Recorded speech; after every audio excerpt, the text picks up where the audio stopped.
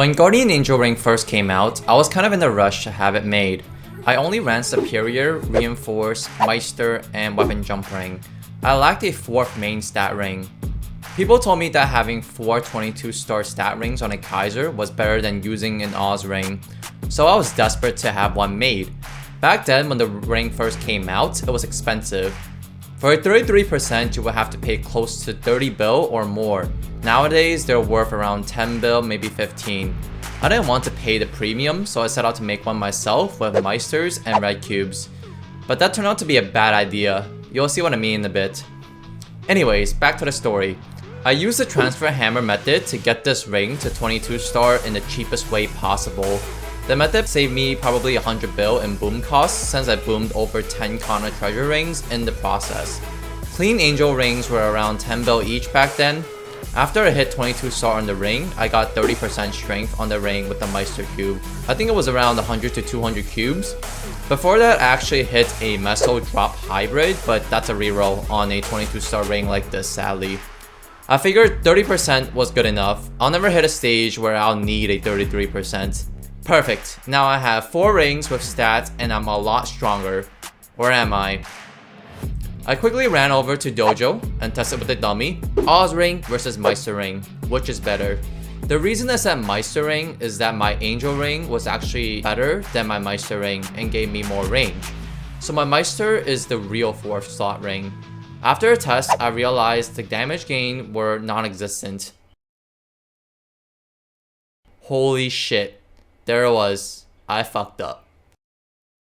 Fortunately, my Meister ring was tradable and I was able to P-sock that and sell it off. My setup became Superior ring, Reinforced ring, Angel ring, and Weapon Jump ring. Fast forward about a year later, I approached Endgame, meaning I was going for every percent of stat I can get, upgrading 27% to 30% and 30% to 33%. This is the infamous min-maxing you've probably heard about. Everything I had was either 1299 or 131010, except my Guardian Angel ring, and that bothered me just a little. However, God knows how hard it is to roll a 131010 yourself with red cubes. It takes around 700 cubes on average to get that, whereas you can find one in auction house now for less than 20 bill. That's insane. So I never re-rolled it. Until now. Violet cubes. To make matters more clear, I had 10 all stats and 20 strength on the ring. So getting 33% would be like a 1.5% strength gain in actuality. But I'm at a point in my Maple journey in which every percent matters. Plus I was kind of bored, so I wanted to try my luck. Now obviously I wouldn't throw away a 22 star ring and remake from scratch buying a main pot ring. Normally if this ring were P-sockable, I'd sell it off and buy a new one because buying a new one tends to be cheaper 90% of the time.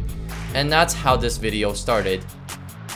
Before I started my rolls, I did ask my friends, how many rolls on average does it take to get 33% of your stat? They told me you could do it within 5 packs of 30 cubes, so 150 cubes in total.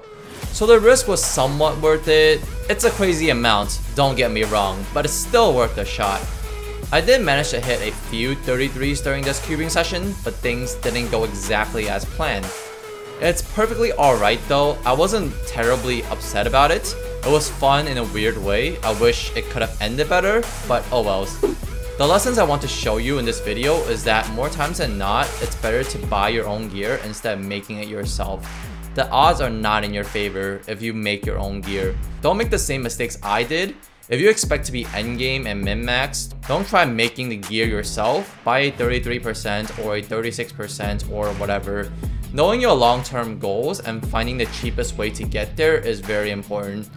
Now this does not mean that you should go crazy and buy 6-line stuff if you don't plan to be that endgame in the future. I still believe in even funding, but you also have to know your long-term goals.